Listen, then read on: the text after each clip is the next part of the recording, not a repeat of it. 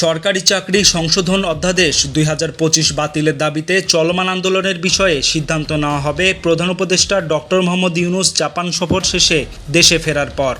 মন্ত্রিপরিষদ সচিব তাকে বিষয়টি অবহিত করবেন বলে জানিয়েছেন ভূমি মন্ত্রণালয়ের সিনিয়র সচিব ও উচ্চ পর্যায়ের কমিটির প্রধান এএসএম সালেহ আহমদ। বুধবার সকালে সচিবালয়ে মন্ত্রিপরিষদ সচিবের সঙ্গে বৈঠক শেষে সালেহ আহমদ বলেন, প্রধান উপদেষ্টা ৩১ মে দেশে ফিরবেন, তারপর আলোচনা করে সিদ্ধান্ত হবে। একই সঙ্গে তিনি কর্মচারীদের আন্দোলনে স্থগিতের আহ্বান জানান।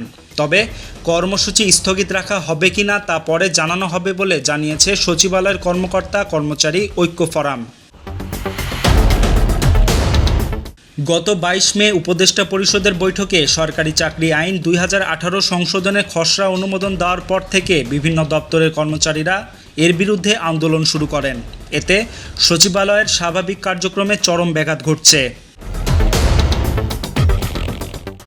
নিউজ ডেস্ক, প্রতিফলন।